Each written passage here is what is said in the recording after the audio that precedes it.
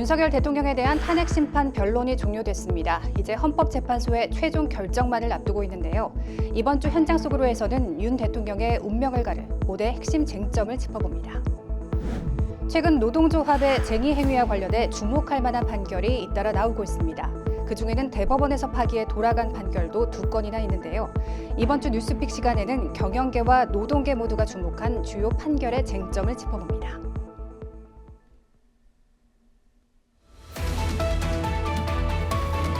시청자 여러분 안녕하십니까? 2월 28일 법률방송 현장과 사람 시작하겠습니다. 윤석열 대통령에 대한 탄핵 심판이 지난 25일 마지막 변론을 끝으로 마무리됐습니다. 다음 달 중순쯤 선고가 이루어질 것으로 보이는데요. 탄핵 소추 인용과 기각 여부에 따라 정치권은 물론 한국 사회 전반에 적지 않은 후폭풍이 예상됩니다. 윤 대통령의 운명을 가를 탄핵 심판, 핵심 쟁점을 신예림 기자가 짚어봤습니다. 윤석열 대통령 탄핵 심판 변론이 지난 25일로 마무리됐습니다.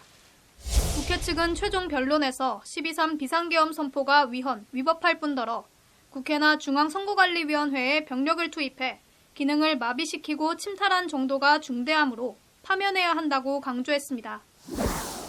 반면 윤 대통령 측은 비상계엄은 대통령의 고유 권한이며 당시 거대 야당의 폭거로 국정 운영이 마비돼 어쩔 수 없이 계엄을 선포할 수밖에 없었다고 맞섰습니다. 변론이 끝난 후 평의와 평결, 결정문 작성까지 걸리는 시간은 통상 열흘에서 2주 정도. 이에 비춰봤을 때 3월 중순쯤 최종 선고가 나올 것이라는 관측이 나옵니다. 파면 혹은 직무복귀. 국민의 눈과 귀가 쏠린 이번 탄핵 심판의 쟁점은 크게 5가지로 분류됩니다. 첫 번째 쟁점은 12.3 비상계엄이 상황과 절차적 요건을 갖췄는지입니다. 헌법에서는 전시사변 또는 이에 준하는 국가 비상사태에 병력으로서 군사상의 필요에 응하거나 공공의 안녕 질서를 유지할 필요가 있을 때 비상계엄을 선포할 수 있도록 하고 있습니다. 이에 대해 윤 대통령 측에서는 야당의 입법 독재와 줄탄핵으로 국가 비상사태에 준하는 상황이었다며 계엄 선포의 정당성을 주장했습니다. 반면 국회 측은 당시 상황은 국가 비상사태와 거리가 멀었고 국회에 병력을 투입할 이유는 더더욱 없다고 반박했습니다. 국무회의의 절차적 정당성도 따져봐야 할 문제입니다. 법적으로 대통령은 계엄 선포 전 국무회의 심의를 거쳐야 하고 절차에 따라 국회에 통고해야 합니다. 이에 대해서는 증인들의 진술이 엇갈립니다. 이상민 전 행정안전부 장관은 변론에 출석해 국무회의에 절차적으로 문제가 없었다는 취지로 증언했습니다. 안건 자체는 그 자리에 있는 사람들이 다 알고 있는 상황이었고요. 그다음에 아까 말씀드린 바와 같이 국무위원들은 다 국무회의를 한다고 생각을 했습니다.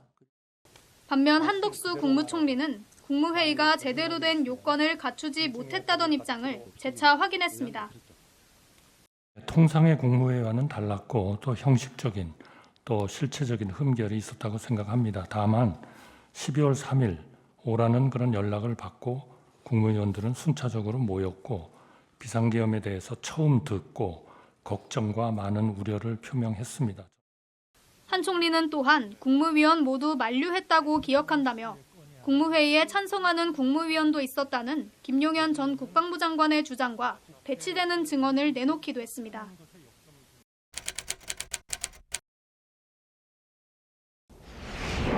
포고령 1호도 주요 쟁점입니다. 포고령에는 국회와 지방의회, 정당의 정치활동을 전면 금지하고 언론을 통제하며 미복귀 전공의를 처단한다는 내용이 적혀 있습니다. 이를 작성했다고 주장한 김 전 장관은 4차 변론에서 입법 활동을 막겠다는 것은 아니었다고 설명했습니다. 국회의 기본적인 입법 활동은 당연히 존중돼야 되고 보장돼야 된다고 저는 생각하고 있습니다. 그렇기 때문에 다만 정치 활동은 이거는 여러 가지 그 정치 활동을 빙자해서 국가 체계를 문란하게 할 수 있으니까 이런 활동은 좀 어떻게 제한시킬 필요가 있다. 이런 판단에서 정리한 것이지 어떤 입법 활동까지 막겠다 이런 것은 아니었다. 저는 그렇게 말씀드릴 수 있습니다. 포고령의 실체는 비상계엄의 목적과도 맞닿아 있습니다. 윤 대통령 측은 야당의 폭거를 국민에게 알리고 호소하기 위한 경고성 계엄이었다는 입장입니다. 애초부터 반나절이면 해제되도록 계획한 평화적 계엄이므로 실제 아무 일도 일어나지 않았고 당연히 포고령의 실체도 없다는 겁니다. 또한 정치 활동을 금지시킨다는 부분은 김 전 장관이 잘못 베낀 것으로 상징적인 계엄이니만큼 굳이 수정하지는 않았다고 주장했습니다. 실현 가능성, 집행 가능성이 없는데 상징성이 있으니까 놔둡시다 이렇게 얘기를 한 거로 기억이 되고 또 그 왜 전공이 이걸 제가 왜 집어넣냐 웃으면서 이렇게 얘기를 하니 이것도 막 그런 측면에서 좀 어떤 계고한다는 측면에서 그냥 뒀습니다 해서 저도 웃으면서 그냥 놔뒀는데 그 상황은 기억하고 계십니까? 기억합니다. 지금 말씀하시니까 기억납니다. 국회 측은 경고성이라는 말은 계엄에 실패하자 뒤늦게 생각해낸 핑계일 뿐이라고 맞받아쳤습니다. 계엄의 실제 목적은 장기 집권이라며 그 증거로 계엄 선포 당시 최상목 기획재정부 장관에게 건넸다는 비상입법기구 창설 관련 문건을 들었습니다.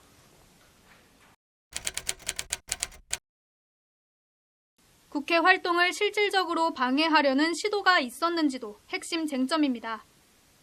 이것이 인정되면 평화적 경고성 계엄과는 거리가 멀어지고 대통령의 헌법 수호 의지와 위헌성 여부에도 큰 영향을 미치기 때문입니다. 국회 측은 실제로 군 병력이 투입됐고 국회 봉쇄 지시가 있었다고 주장했으나 윤 대통령 측은 최소한의 병력만 투입했으며 이마저도 질서 유지 차원이었다고 반박했습니다. 변론에 출석한 증인들의 증언도 엇갈렸습니다. 곽종근 전 육군 특수전사령관과 조성현 수도방위 사령부 제1경비단장은 의원들을 끌어내라는 지시를 받았다고 진술했습니다. 윤석열 대통령께서 그 당시에 증인한테 데리고 나오라고 지시한 대상이 국회 의사당 안에 있는 국회의원들 맞죠? 정확히 맞습니다. 의결 정족수 문제 안에 들어가서 그 안에 있는 일을 빨리 이제 끌어내라 하는 부분들이 그때 당시는 우리 본관 안에 작전 요원들이 없었기 때문에 전 당연히 그게 국회의원이라고 생각을 하고 그렇게 이해했습니다. 정확하게 워딩이 본청 안으로 들어가라, 국회의원을 끌어내라 이렇게 했단 말입니까? 김용현 전 장관은 의원을 끌어내라가 아닌 특전사 요원을 데리고 나오라는 지시였다고 해명했습니다.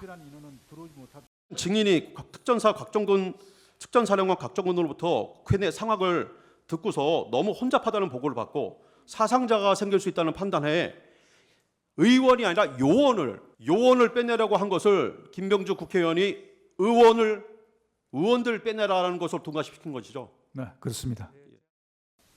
윤 대통령은 곽 전 사령관이 국회에서 의원을 끌어내라는 지시를 받았다는 증언에 직접 반박하기도 했습니다. 인원이라고 얘기했다고 하는데 저는 그냥 사람이라는 이런 표현을 놔두고 또 의원이면 의원이지 인원이라는 말을 저는 써본 적이 없습니다. 정치인과 법조인 등 주요 인사에 대한 체포 지시가 있었는지도 살펴봐야 할 부분입니다. 이 같은 의혹은 홍장원 전 국가정보원 1차장이 쓴 정치인 체포 명단 메모로부터 촉발됐습니다. 홍 전 차장은 증인으로 2번 출석해 계엄 당시 윤 대통령으로부터 전화를 받아 싹 다 잡아들이라는 지시를 받았고 여인형 전 국군 방첩사령관과의 통화에서 체포 명단을 받아 적었다고 증언했습니다. 당시에 있었던 그런 부분이니 당시 이런 일이 있었으니까 최소한 비상계엄 당시에 방첩사가 체포하려고 했던 명단이다. 그 명단 정도의 인원들은 알고 있어야겠다라는 생각으로 그 명단을 기억하기 위한 차원에서 메모를 남긴 거예요. 여 전 사령관 또한 명단의 내용에 대해서는 답변을 거부했으나 명단 자체를 불러준 사실은 인정했습니다. 이에 윤 대통령 측은 메모의 신빙성에 의문을 제기했습니다. 홍 전 차장이 메모를 남긴 의도와 보좌관에게 2번에 걸쳐 정서를 시킨 점, 메모를 받아 적은 장소와 시간을 두고 진술을 번복한 점 등을 공격한 겁니다. 12월 3일이면 겨울입니다. 바깥에서 메모를 한다는 것은 극히 이례적이고 추운 상황이었을 수 있습니다. 그것을 장소를 혼동한다는 것은 말이 안 된다고 생각하지 않습니까? 해당 명단은 포고령 위반 우려가 있는 이들에 대한 위치 확인과 동향 파악을 위한 것이었으며 이마저도 김 전 장관과 여 전 사령관이 독단적으로 한 일이라고 설명했습니다. 그래서 특히 여인영 사령관은 저게 순작전통이고 해가지고 도대체 이 수사에 대한 개념 체계가 없다 보니 위치 확인을 좀 동향 파악을 하기 위해서 했는데 저도 그런 부분에 대해서는 정말 불필요한 일이고 잘못됐다고 생각합니다. 뭘 잘 모르는 사람의 이런 부탁을 받아서 에이 미친놈 말도 안 되는 소리 하네라고 했다고 하면서 그거를 또 한 번 계속해서 이 메모를 만들어 가지고 있다가 자기가 12월 5일 사표 내고 6일 날 해임이 되니까 이걸 가지고 대통령의 이 체포 지시다라고 이거를 엮어낸 것이 바로 이 메모의 그 핵심이라고. 또한 잡아들이라는 말은 간첩을 대상으로 한 것이며 홍 전 차장의 증언은 탄핵 공작이라고 몰아붙였습니다.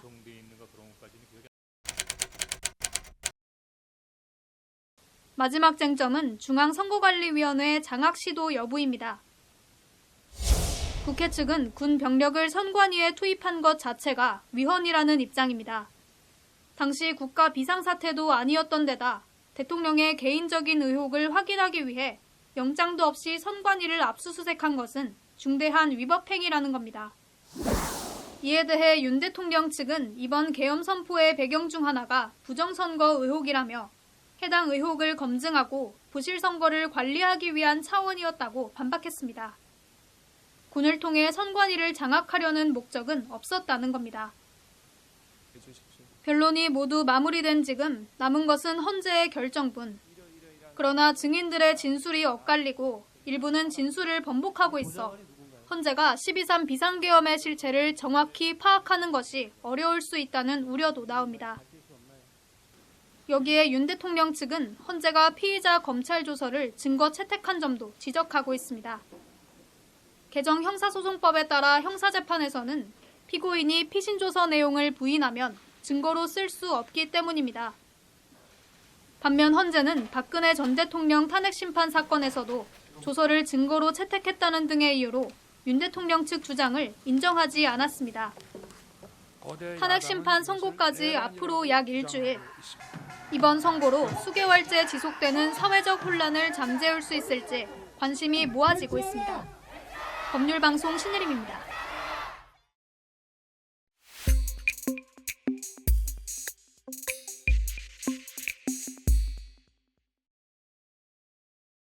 지난 21일 서울고등법원이 2018년 기아자동차 화성공장을 점거한 조합원들에 대해 회사에 끼친 손해를 배상하라고 선고했는데요. 비슷한 시기 선고된 현대차 노조에 대한 손해배상 청구 소송에서는 이 사측의 청구를 법원이 받아들이지 않았습니다. 경영계와 노동계 모두 혼란에 빠질 수밖에 없는 상황인데 어떤 차이가 있는지 조나리 기자와 함께 이야기 나눠보겠습니다. 조 기자, 최근 노조원에 대한 손해배상 청구 소송 선고가 연이어 나왔죠? 네, 우선 가장 최근에 나온 선고부터 말씀드리겠습니다. 지난 21일 서울고등법원에서 나온 2심 판결입니다. 기아자동차 화성공장을 무단 점거한 7명의 조합원에 대해 총 1억 4,040만 원을 지급하라고 판결한 건데요. 배상액은 1심이 인정한 1억 7천만 원보다 다소 줄었지만 결과를 뒤집진 못했습니다. 조합원들은 기아차 화성공장 협력업체 소송 비정규 노동자들로 2018년 8월 30일 조합원 100여 명과 함께 불법 파견, 비정규직, 정규직 전환을 요구하며 공장 안에 들어가 6일간 점거 농성을 했습니다.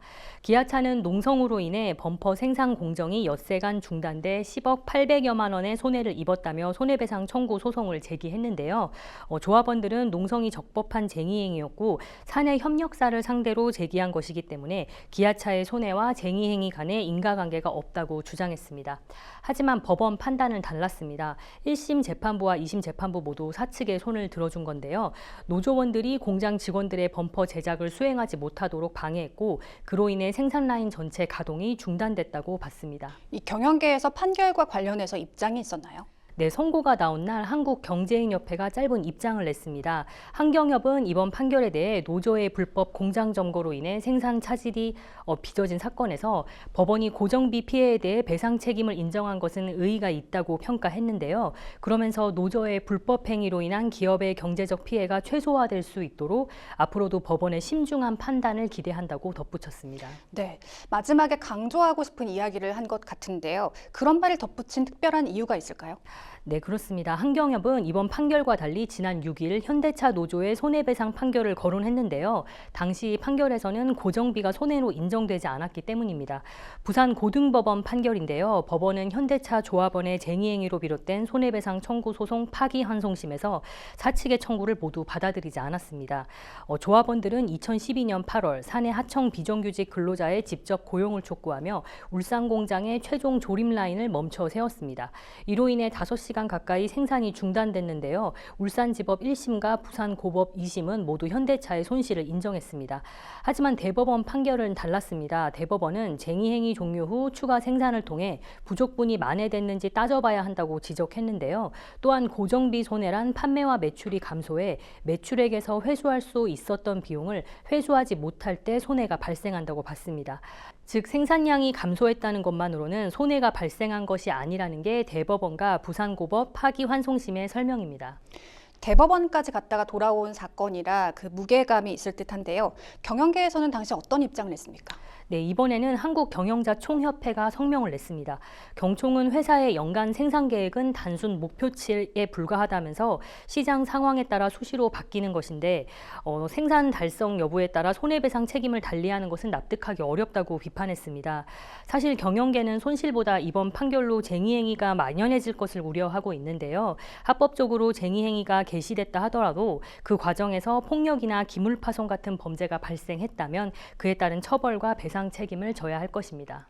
노동계에서도 할 이야기가 많을 것 같습니다. 어떤 반응을 보이고 있습니까? 네, 금속노조는 그간 사용자 측이 손해 입증 책임에 대한 특혜를 누리며 손해가 추정된다는 식으로 천문학적 배상을 청구해 왔다고 꼬집었습니다. 그 결과 노동기본권의 침해를 불러왔다고도 비판했는데요. 지금도 금속노조는 거제 통영 고성 조선 하청지회 470억 원, 현대제철 비정규직 지회 246억 원, 한국 옵티칼 하이테크 지회 4억 원의 손배 가압류 소송을 이어가고 있다고 말했습니다. 금속노조는 쟁의행위는 헌법상 기본권인 만큼 손해가 있다고 하더라도 배상 책임을 노조와 개인에게 묻지 않도록 해야 한다면서 이를 금지하는 내용의 노조법 2, 3조를 시급히 개정해야 한다고 촉구했습니다. 네, 이외에도 손해배상 청구 소송과 관련해서 또 다른 판결이 이달에 나온 게 있죠? 그렇습니다. 마찬가지로 부산 고등법원의 파기환송심인데요. 이달 13일에 나온 판결입니다. 이 판결은 경영계와 노동계 양측의 비판을 받으면서 좀 주목을 받았습니다.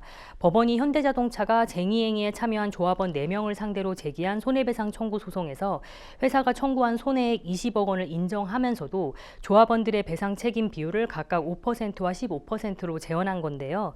앞서 대법원이 조합원 모두에게 동일한 배상 책임을 물은 것은 잘못됐다고 사건을 돌려보냈기 때문입니다.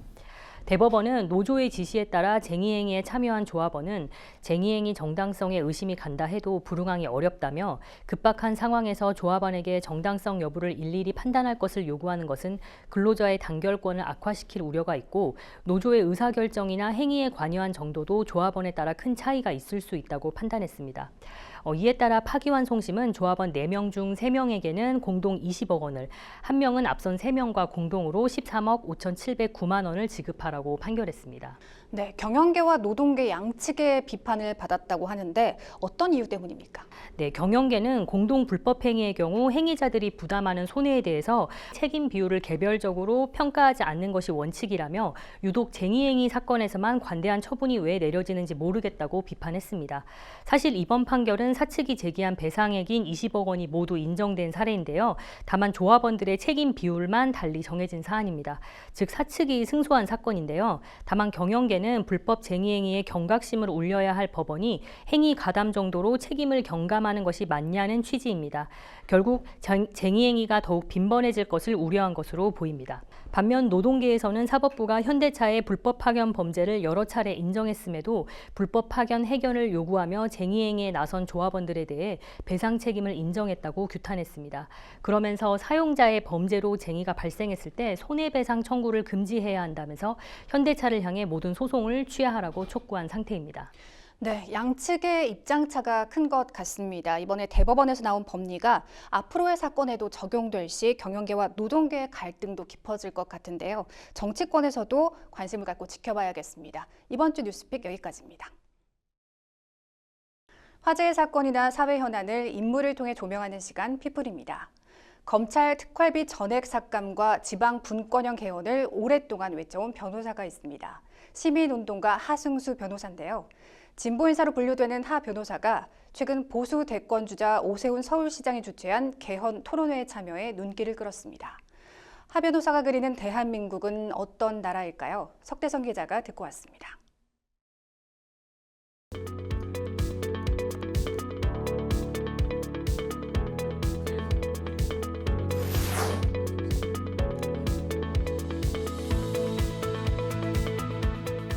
저는 제 이름은 하승수고요. 공익법률센터 농본이라는 단체 대표를 맡고 있습니다. 저희 농본은 이제 주로 농촌 주민들의 어떤 마을 단위의 법률적인 문제들, 그런 문제들을 좀 자문하거나 지원하는 공익법률 단체고요. 저는 이제 변호사 자격이 있는데 13년 전에 이제 충청남도 홍성으로 기촌해가지고 지금 농본 활동도 하고 그리고 계속 이제 헌법 개정 문제와 선거제도 개혁 문제는 계속 활동하던 주제라 가지고 지금도 그와 관련된 활동들도 하고 있습니다. 최근에 이제 오세훈 서울시장이 개최한 그 토론회에서 개헌 토론회에 네. 참여하셔서 좀 많이 좀 눈길을 끌었었는데 그 참석하게 되신 계기부터 좀 설명해 주시죠. 그 서울시에서 연락이 왔어요. 제가 이제 지금 대한문화 아카데미라는 단체에서 지금 헌법 개정안을 만드는 작업에 저도 그 위원으로 참여하고 있는데.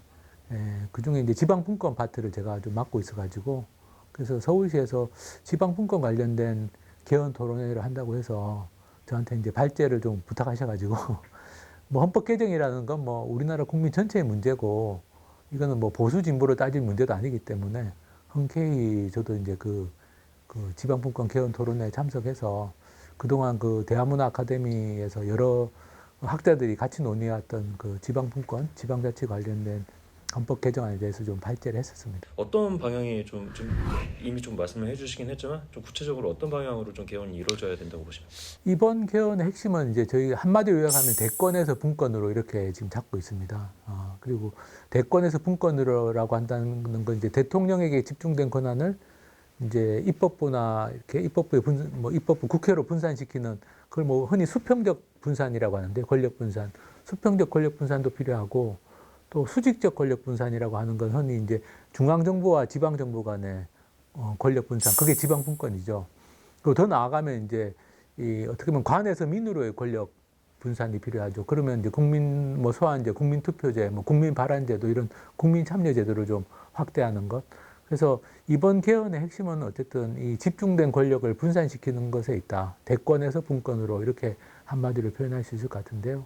그래서 이제 그런 어떤 대통령 권력을 수평적으로 분산시키는 것 관련해서는 예를 들면 국무총리를 국회에서 선출하거나 추천하는 방식으로 해가지고 대통령이 지금은 사실은 지금도 헌법상으로는 국무총리가 장관이나 국무위원 제청권이 있지만 사실상 거의 유명무실화되어 있는 상태니까 국무총리가 국회에서 선출 추천되도록 해가지고 그런 국무총리가 헌법상 현재 있는 권한이라도 좀 제대로 행사할 수 있도록 하는 흔히 말하는 책임 총리 같은 것들을 좀 이루어지도록 하고 장관도 이제 좀 책임 장관처럼 자기 권한과 책임은 같이 가는 거니까 권한과 책임 행사할 수 있도록 하고 그리고 이제 지방 분권을 해가지고 지방 정부가 지역의 문제들을 좀 자율적으로 결정해서 지역 주민들의 의견도 민주적으로 수렴해서 그렇게 하는 것이 이제 또 우리나라 또 수도권 일극 집중 문제라든지 지역 소멸, 흔히 말하는 지역 소멸 문제를 해결하는 방법일 수도 있기 때문에 그래서 그런 차원에서 좀 어쨌든 이번 개헌의 핵심은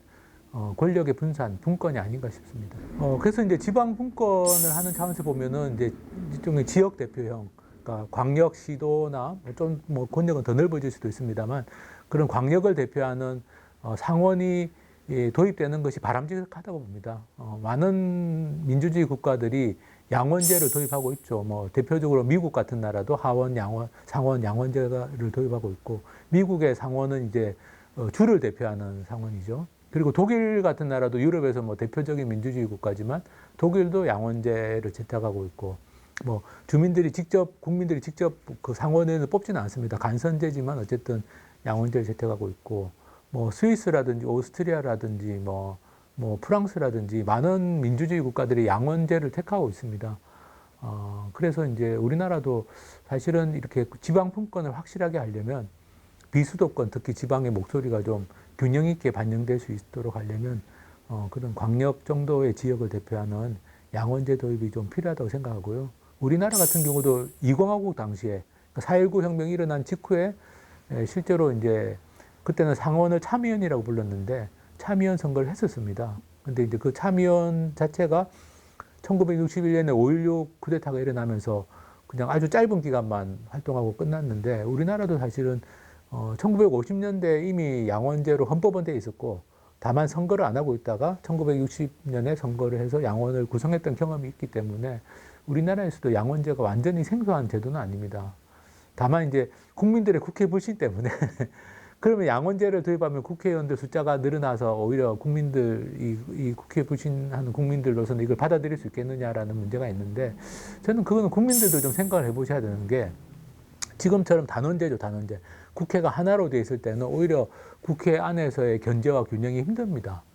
근데 이게 양원제가 되면 국회 안에서의 견제와 균형도 가능하죠. 왜냐하면 하원의 의견과 상원의 의견이 다를 수도 있고, 서로 이제 적절하게 견제 균형이 있을 수도 있고, 의사결정도 좀 더 신중하게, 뭐 법안 처리라든지 각종 의안 처리들이 좀 더 신중해질 수 있고, 어떻게 보면은 우리가 뭐 단지 국회의원 숫자를 줄이는 게 목표는 아니고, 그렇게 본다면 저는 상원을 도입해가지고 상원이 적절하게 역할을 하는 것도 우리나라 지금 현재 상황에서는 좀 필요하지 않나. 그게 국회 안에서의 어떤 권력 분산도 되고 견제 균형도 되고, 또 다른 한편으로는 이제 좀 상대적으로 소외되어 있는 지방의 목소리를 또 정치에 반영할 수 있는 방법도 될 수 있다고 생각합니다. 그리고 이 변호사님 활동하신 거 보면 이제 환경과 이 경제에 좀 많이 좀 관련해서 활동을 많이 하셨는데, 이 헌법을 개정한다 그러면 기본권 같은 것도 이제 수정하고 담겨야 될 부분이 있을 것 같은데, 그런 거에 대해서는 좀 어떻게 보세요? 뭐 기본권 조항도 손을 봐야 되는데, 저는 개인적으로는 이번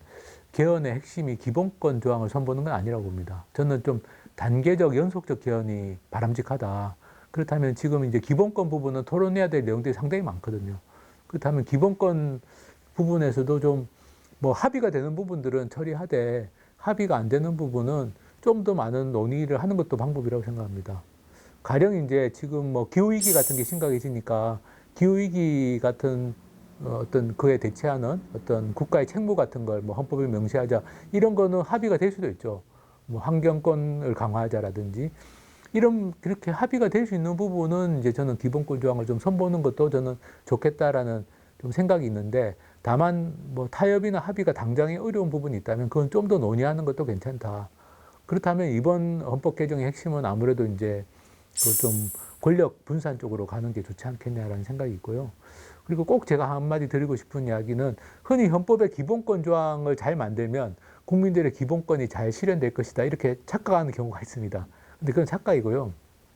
결국에는 아무리 기본권 조항이 훌륭해도 그걸 실현시키는 것은 우리가 대의제기구라고 하시는 대통령, 뭐 국회, 또 사법부, 이렇게 어쨌든 이런 기구들을 통해서 그 기구들이 국민들의 기본권을 잘 지키고 보장하려고 할 때 우리 기본권이 실현되는 것이지, 단지 헌법의 기본권 조항을 아무리 잘 만든다고 해도 그게 곧바로 실현되지는 않거든요, 현실로. 그런 점에서 보면은 오히려 이런 각종의 권력기관들이 제대로 역할을 하도록 하고, 또 지역 주민들의 의견이 지역의 문제를 결정할 때는 잘 반영되도록 하고, 이런 것이 오히려 국민들의 기본권을 위해서 굉장히 중요할 수 있다. 그래서 저는 이제 너무 기본권 조항의 문구를 잘 만드는데 너무 많은 에너지를 쏟는 것보다는, 현재로서는 지금 대한민국에 지금 뭐 이미 뭐 이번에 비상계엄이라든지 이런 문제를 통해 드러났지 않습니까? 지금의 권력 시스템, 국가 시스템에 문제가 있다. 그럼 그 시스템을 좀 개선하는 것이 오히려 국민들의 기본권에 대해서는 더 시급한 것이 아닌가, 이런 생각도 좀 해봅니다. 그리고 지금 아까 잠깐 언급해 주셨는데 이 비상계엄 사태에 관련해서 또 질문을 드려보고 싶은데 이 형사사법 체계에 대해서도 이제 문제점이 많이 나왔다 이렇게 지적이 되고 있고 내란죄 수사 등을 두고 나서 이제 검찰, 경찰, 공수처가 이제 혼란을 빚고 이런 것도 많이 좀 이제 지적이 되고 있는데 어떤 것이 가장 큰 문제라고 보십니까? 사실은 이제 공수처법에 내란죄가 수사 대상이 아닌 건 제가 보기에는 내란이 일어날 거라고 생각 안 해서 아마 빠진 게 아닐까. 설마 그런 일이 있을까. 그렇지만 사실 법이라는 건 설마 그런 일이 있을 경우에도 대비하는 게 법이죠. 지금 이제 형사사법과 관련해서 좀 법들이 정비가 안 돼 있습니다. 그게 워낙 이제 뭐랄까 첨예하게 거대 정당들끼리 갈등하고 충돌하다 보니까 뭐랄까 이제 좀 빈 구석들도 많고 제대로 정비가 안 돼 있고 또 무엇보다도 국민들의 참여가 충분히 보장이 안 돼 있습니다. 사실은 이렇게 기관들끼리 서로 뭐 갈등하거나 경쟁할 문제가 아니고 최종적으로는 주권자인 국민들이 검찰권의 행사도 통제하고 사법권의 행사에 대해서도 참여할 수 있는 길이 보장돼야 되는데 지금 우리나라 헌법 개정을 해서 해야 되는 사항 중에 하나가 이제 배심 재판, 실질적인 배심 재판, 또 검찰이 기소 단계에서 국민들이 검찰의 기소권을 통제할 수 있는 게 기소 배심인데 그런 배심 재판이나 기소 배심 같은 제도를 좀 이번에 도입하는 것도 필요한데 그걸 위해서라도 헌법 개정을 해야 됩니다. 왜냐하면 지금은 우리나라가 법관에 의한 재판을 받도록 되어 있는데 사실 그걸 법원에 의한 재판으로 바꿔야지 실질적인 국민 참여 재판도 가능해지거든요. 그래서 그렇게 좀 헌법 개정하고 연관된 부분도 있고 또 헌법 개정 사항이 아니라 법률 수준에서 정비가 필요한 사항도 있는데 그게 왜 정비가 안 됐는지를 생각해 보면 이게 거대 정당들 간의 정쟁이 너무 격화되다 보니까 또 정치가 양극화되다 보니까 저는 그렇게 빈틈이 많이 생겼다고 생각합니다. 그래서 어떻게 보면은 이 헌법을 개정하고 동시에 선거법도 개정을 해가지고 이렇게 계속 그 진영 논리로 이렇게 싸우는 정치가 아니라 실질적인 좀 문제 해결을 하는 정치로 갈 수 있도록 하는 것도 이번에 굉장히 중요한 지점이고 그거는 이제 헌법과 함께 선거제도 개혁까지도 좀 실제로 좀 다양한 정당들이 다당제 구조가 돼가지고 다양한 정당들이 경쟁하다 보면 한 정당이 압도할 수가 없기 때문에 타협이나 이런 게 불가피한데 그동안에 이제 거대 정당, 양당이 이제 서로 상대방을 뭐 어떻게 보면 제압하려고 하는 식의 정치를 하다 보니까 이번에 나타난 그런 그 형사사법상의 혼란도 그 과정에서 저는 초래된 면이 있다고 생각합니다. 그리고 그 검찰 특활비와 업추비 사건 관련해서 계속해서 목소리를 내셨잖아요. 네. 그런 걸 계속 강조하고 계시는 그런 이유도 좀 궁금해요. 저는 이제 어쨌든 모든 권력은 그 통제돼야 된다고 생각하거든요. 민주적으로. 그게 민주주의와 법치주의 국가의 원래 맞는데 과거에 우리가 이제 군사 정권 시절에는 어쨌든 군대라는 조직이 실제로는 통제가 잘 안 됐고 그래서 여러 번에 우리가 뭐 쿠데타도 겪었고 군사 독재도 겪었지 않습니까? 민주화 이후에 사실은 단일 집단으로 봤을 때는 가장 강력한 권력을 가지고 있다고 하는 게 사실 검찰이죠. 대통령이나 국회의원은 선출직이니까 선거에서 계속 이제 교체도 되고 평가도 받게 돼 있는데 그런 교체나 평가가 안 되면서 막강한 권한을 가지고 있는 집단으로 대표적으로 손꼽을 수 있는 게 이제 검찰이기 때문에 검찰의 어떤 예산 사용을 공개하는 것은 검찰의 어떤 민주적 통제, 검찰의 민주화를 위해서 좀 저는 필요하다고 생각합니다. 그리고 그게 다른 기관들은 다 공개하는 정보들이기 때문에 그걸 검찰만 공개하지 않고 한다는 것 자체가 사실 어떻게 보면은 검찰이 지금 현재 민주적 통제를 제대로 받지 않고 있다는 것도 역으로 보여주는 것이기도 해서 제 생각으로는 어쨌든 검찰의 예산, 그죠? 검찰 예산의 투명성 확보하는 건 필요하다고 생각하고요. 투명하다면 사실은 검찰이 수사나 기소하는 업무를 하는데 필요한 돈이 있다면 저는 얼마든지 그거는 또 보장해줘도 좋다. 투명하다는 전제하에서 국민들이 보기에 투명하게 예산을 쓰고 필요한 것에 쓴다고 생각하면 예산을 더 줘도 좋은 거죠. 근데 지금은 비공개를 하고 불투명하게 사용하고 있기 때문에 어떻게 보면 검찰 예산에 대한 좀 부정적인 평가가 많은 게 아닌가 싶습니다. 그래서 수사 기밀과 관련된 거는 비공개하라는 것이 이제 법원의 판단이고 저도 마찬가지입니다. 뭐 어느 사건에 얼마 썼냐를 공개하라는 게 아니라 어떻게 썼는지 전체적으로 이제 우리나라 법령과 지침이 있으니까 법령과 지침에 따라서 썼는지 정도로 확인하자는 거죠. 법령과 지침을 위반한 사례들이 지금 많이 발견이 됐거든요. 그러니까 뭐 어느 사건에 뭐 어느 검사가 얼마를 썼냐 이런 걸 보자는 게 아니라 우리나라의 그런 뭐 그 국고금 관리법, 국가재정법 뭐 이런 법령들이 있습니다. 그리고 기획재정부 예산 지침이 있고 거기에 맞게는 써야 되는 거 아니냐. 뭐 어느 사건에 얼마 썼는지는 우리가 알 필요는 없지만 법령과 지침을 준수하고 있는지, 그리고 정말로 이렇게 목적대로 사용되고 있는지, 특수활동비면 정말 특수활동에 쓰고 있는지, 이런 것들은 좀 확인이 필요하다라는 거죠. 네, 계속해서 중수청 얘기가 나왔었고, 그런데 이 형사사법 체계 개선을 위해서 어떤 방향이 좀 필요할지 좀 궁금한데요. 저는 이제 조금 더 큰 틀에서 볼 필요가 있다고 봅니다. 왜냐하면 지금 이제 검찰, 경찰 가지고 계속 그 검찰, 경찰의 수사권 문제를 가지고 많이 논쟁을 했잖아요. 근데 사실 경찰도 민주적 통제가 필요합니다. 경찰의 권한이 커지면 경찰을 어떻게 민주적으로 통제할지도 같이 논의돼야 되는 거죠. 근데 그런 논의도 없이 그냥 검찰의 수사권을 경찰로 주면 되는 건 아니지 않습니까? 마찬가지로 새로운 기관을 또 신설해가지고 수사권의 일부를 그 기관에 준다면 그 기관을 어떻게 민주적으로 통제할 건지, 어떻게 보면은 민주주의와 법치주의라는 관점에서 이런 권력기관들, 특히 수사권을 가진 기관들의 어떤 권력 남용이나 뭐 어떻게 보면 뭐 진짜 먼지털이식 수사, 뭐 봐주기 수사, 이게 반복돼 왔지 않습니까?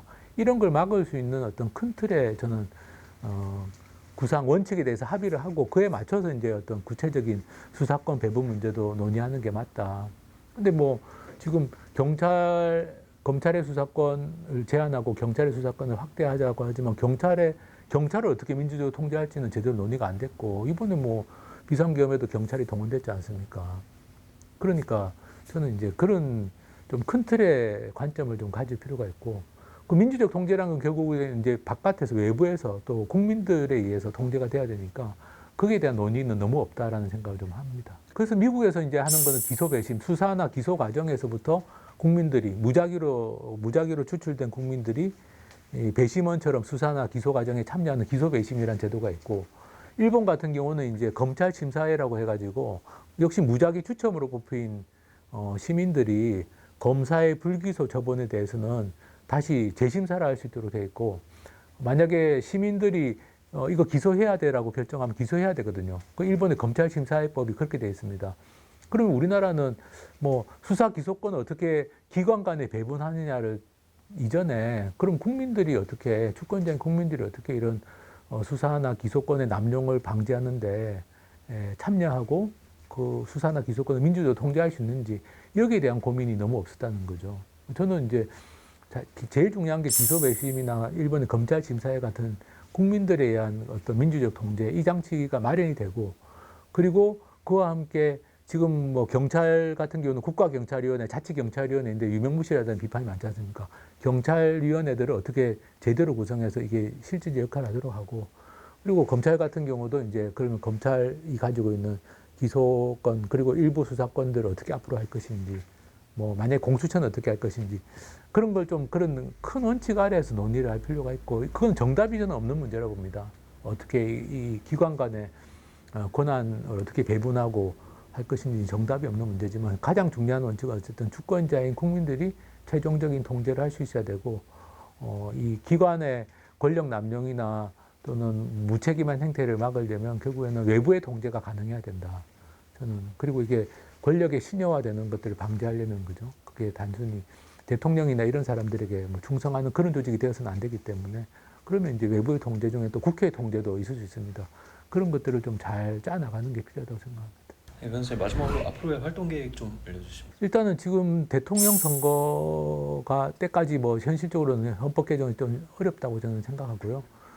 또 헌법 개정에는 상당히 많은 그래도 논의 시간과 또 국민들이 내용을 알고 토론하는 시간이 필요하기 때문에, 저 개인적인 바람은 어쨌든 좀 내년 지방선거 정도에는 또 너무 멀리 잡을 수는 없기 때문에, 늦어도 내년 지방선거 정도에는 이런 좀 이번에 우리가 이 비상계엄 사태를 겪으면서 나타난 여러 가지 국가 시스템의 문제, 또 그 이전부터 쭉 누적되어 왔던 국가 시스템의 문제를 좀 선보이려면 내년 지방선거 정도에는 좀 헌법 개정 또 함께 맞물려 있는 선거제도가 맞물려 있기 때문에 선거제도 개혁 같은 게 이루어지면 좋지 않을까. 그게 어떻게 보면은 우리가 뭐 일종의 K민주주의라고도 하고 민주주의 회복력 같은 걸 많이 이야기하는데, 대한민국의 민주주의가 회복됐다라는 증거는 저는 그런 제도 개혁으로만 저는 보장될 수 있다라고 생각합니다. 그래서 내년 지방선거 정도에는 그런 헌법 개정이나 선거제도 개혁이 이루어졌으면 하는 바람이 있습니다. 만약에 이제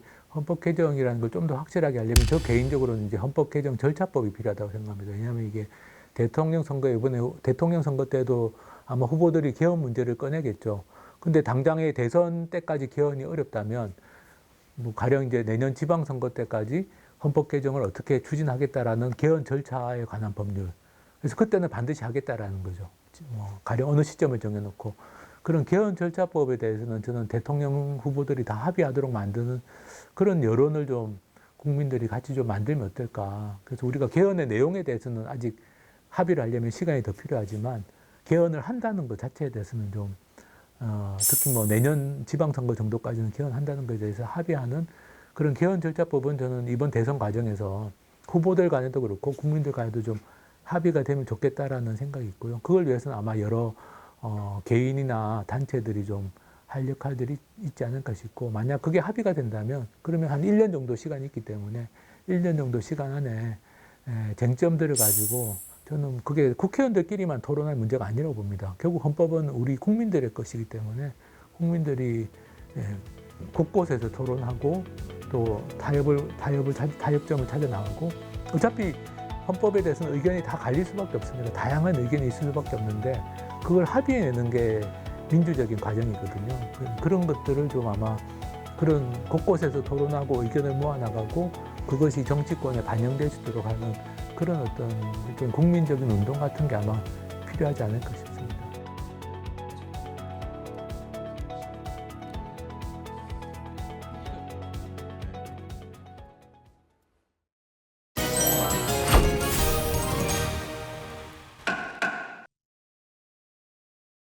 대한민국 역사에 기록될 또 한 번의 운명의 시간이 다가오고 있습니다. 더 큰 문제는 이 아픔으로 남은 역사는 쉽게 회복하기가 어렵다는 건데요. 오늘 앞으로에서는 이 아픔의 역사를 악용해서 갈등과 혐오감을 조장한 중국인의 이야기, 그리고 묻혀있던 사건 김재규 재심 관련해서 임은지 변호사와 분석해 보겠습니다. 변호사님, 먼저 그 고 전두환 전 대통령을 흉내낸 중국인이 요즘 질타를 받고 있어요. 네, 한 중국인이 5.18 민주화 운동 당시 광주 시민을 학살했던 전직 대통령인 고 전두환 씨를 흉내를 내서 네. 광주 일대를 돌아다니는 영상을 SNS에 올려 논란이 일고 있습니다. 네. 이 중국인은 틱톡이라는 SNS에 광주, 나는 폭설과 함께 돌아오는 전두환이야 라는 제목의 영상을 올렸습니다. 예. 영상에서는 전 씨와 유사한 헤어스타일을 하고 또 점퍼와 군화 차림에 붉은색 몽둥이를 들고서 광주 국립박물관 그리고 광주 송정역 등지를 돌아다니는 장면이 나왔습니다. 네, 그 5.18 기념재단에서도 입장을 냈는데 뼈아픈 역사를 헤집어 놓는 행위다. 다른 나라의 역사와 시민들을 존중한다면 도저히 할 수 없는 짓이다. 뭐 이렇게 입장을 표명을 하기도 했는데요. 말씀하신 것처럼 이 방망이를 들고 이 광주 곳곳을 누비면서 대통령 초상 앞에서도 또 사진을 찍고 좀 쉽게 이해가 가진 않는데 아무쪼록 많은 좀 국민의 공분을 샀습니다. 이게 처음이 아닙니다. 이게 앞서서도 비슷한 사건이 하나가 있었어요. 네, 앞서 지난 11일 중국 프로축구 구단인 산둥 타이산의 일부 홈팬이 광주 FC와의 경기 도중에 원정 팬 쪽을 향해서 네. 전두환 그리고 김정은 사진을 펼쳐들면서 도발을 하기도 했습니다. 예. 당시 광주 FC 측은 광주광역시를 넘어서 대한민국 전체를 조롱하고 또 비하하는 행위라면서 공식적인 조사와 징계를 요구했습니다. 네, 이 아픔을 좀 조롱한 이 중국인 만약에 뭐 처벌을 한다고 한다면은 좀 가능할까요, 처벌이? 네, 일단 적용할 수 있는 현행법을 먼저 검토를 해봐야 합니다. 네. 형법 제311조에 따르면 모욕죄는 공연히 사람을 모욕한 경우에 성립합니다. 그런데 특정 지역이나 집단에 대한 모욕은 원칙적으로 모욕죄가 성립하지 않고 예외적으로 비난의 정도가 희석되지 않아 구성원의 개개인의 사회적 평가를 저하시킬 만한 경우에만 모욕죄가 성립할 수 있습니다. 예. 이번 사건 같은 경우에는 특정한 개인이 아니라 광주 시민 전체를 조롱한 것으로 볼 수 있기 때문에 네. 현행법상 모욕죄 적용이 어려운 것입니다. 아, 예. 또한 형법 제307조에 따르면 명예훼손죄는 공연히 사실을 적시하여 사람의 명예를 훼손한 경우에 성립하는데요. 네. 이 경우 단순히 흉내내는 행위만으로 구체적 사실의 적시가 있다고 보기는 어렵고요. 네. 이 경우 역시 명예훼손죄 성립은 불가한 것입니다. 아, 예. 마지막으로 또 검토해 볼 점이 있습니다. 이 중국인의 행위가 어디에서 발생하였는지입니다. 아, 예. 해당 중국인이 한국 내에서 해당 행위를 했다면 형법 제2조 속지주의 원칙에 따라 한국 형법의 적용을 받을 수 있습니다. 하지만 중국에서 온라인으로 영상을 업로드했거나 중국 내에서 촬영한 영상이라면 한국 법을 적용하기는 어려운 것입니다. 네, 그런데 이제 우리나라에 또 5.18 특별법이라는 게 있죠. 이 5.18 민주화 운동을 비방을 하면 이게 처벌받는 내용인데 이걸 좀 적용하기도 애매하다고요. 네, 그렇습니다. 우리나라에는 5.18 민주화 운동을 부정하거나 또는 왜곡하거나 비방하는 경우 처벌하는 5.18 민주화 운동에 관한 특별법이 있습니다. 5.18 특별법 제8조 제1항은 5.18 민주화 운동에 대한 허위 사실을 유포한 자를 처벌하도록 규정하고 있습니다. 만약에 해당 영상에 이 5.18 민주화 운동에 관한 허위 사실을 유포한 내용이 있다면 형법 제2조에 따라서 대한민국 영역 내에서 죄를 범한 외국인에 해당하고 이 경우엔 처벌을 할 수 있지만 이 사건과 마찬가지로 단순히 조롱하거나 또 흉내를 낸 행위만으로 허위사실 유포라고 보기 어렵기 때문에 이 법 적용 여부가 명확하지 않은 것입니다. 네, 그 처벌하기는 참 좀 힘들 것 같고 그렇다면 좀 외교적 조치는 좀 가능할까요? 네, 대한민국 출입국 관리법 제11조 제1항 3조에 따르면 공공의 안전을 해칠 우려가 있는 외국인은 입국이 금지될 수 있습니다. 만약에 이 해당 중국인이 의도적으로 한국 내에서 정치적 선동이나 갈등을 조장하려고 했다면 향후 입국 제한 조치가 가능할 수 있는 것이지요. 네. 자, 이번에는 고 박정희 전 대통령 암살 그 11.6 사건으로 사용된 김재규 전 중앙정보부장 재심 얘기를 좀 해볼 텐데요. 변호사님, 먼저 이 재심은 어떤 경우에 이루어지나요? 네, 이 재심은 확정 판결에 중대한 하자가 있는 경우에 이를 시정하기 위한 비상적인 불복 절차라고 할 수 있는데요. 한마디로 말해서 이미 확정된 판결을 다시 심리하는 절차입니다. 형사소송법 제420조에 따르면 유죄의 확정 판결을 받았으나 원판결의 증거가 확정 판결에 의해서 위조, 변조된 것이 증명된 때 원판결의 증거가 된 증언, 감정 등이 확정 판결에 의하여 허위로 증명된 때 그리고 무고로 인한 유죄 선고가 확정 판결로 증명된 때 마지막으로 원판결의 증거가 된 재판이 확정 재판에 의하여 변경된 때 이 재심을 청구할 수 있습니다. 네, 그 대한민국 헌정사 처음으로 초유의 대통령 암살 사건이었는데 당시 그 최후 진술을 한번 좀 살펴보겠습니다. 유신도 또 하나의 혁명이었는데 이유는 자유민주주의를 말살하는 것이었기 때문이다. 왜 내가 내란죄로 재판을 받아야 하는가? 5.16 군사정변과 10월 유신에 비하면 11.6 혁명은 정정당당하다 이렇게 얘기를 했고요. 또 자유민주주의 회복, 국민희생 최소화, 적화 방지, 대미관계 개선과 민주회복을 통한 경제, 외교, 국방 정상화, 독재 타도 등 5가지를 혁명의 이유로 들었는데 마지막에 또 민주회복을 못 봐 아니다. 모든 것이 기약됐으니 웃으며 간다 이렇게 말한 것도 인상적입니다. 변호사님, 이번 재심 쟁점은 어떤 게 있을까요? 네, 이번 김재규 전 중앙정보부장에 대한 재심은 내란 목적 살인 및 내란 수계 미수 혐의가 적용된 이 김 전 부장에게 실제 내란의 동기가 있었는지 그리고 이제 11.6 사건 수사 과정에서 법 위반 행위가 있었는지가 쟁점이 될 전망입니다. 과거 재판부는 김 전 부장이 국헌을 문란하게 할 목적으로 박정희 전 대통령을 살해했다고 판단했습니다. 그런데 김 전 부장 변호인단은 당시에 내란 목적 살인이 아니라 자유민주주의 실현을 위해서 부득이한 살인이었다고 그 내란죄 구성 요건인 국헌 문란의 목적과 폭동이 성립하지 않는다고 항변을 했는데요. 당시는 받아들여지지 않았습니다. 이번 재심에서는 변호인단인 11.6 사건 수사가 법적인 근거 없이 설치된 합동수사본부에 의해서 진행이 됐고 또 수사관으로부터도 김 전 부장이 당시 구타와 전기 고문을 당했다고 주장하면서 내란 목적이 아니었음을 확인하는 것이 궁극적인 목적이라고 답했습니다.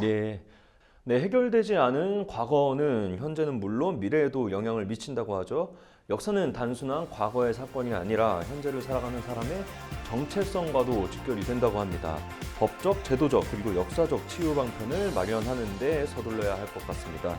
곧 또 한 번의 역사적 혼란이 다가올 수도 있어서입니다. 오늘 함께해 주신 임은지 변호사님 고맙습니다.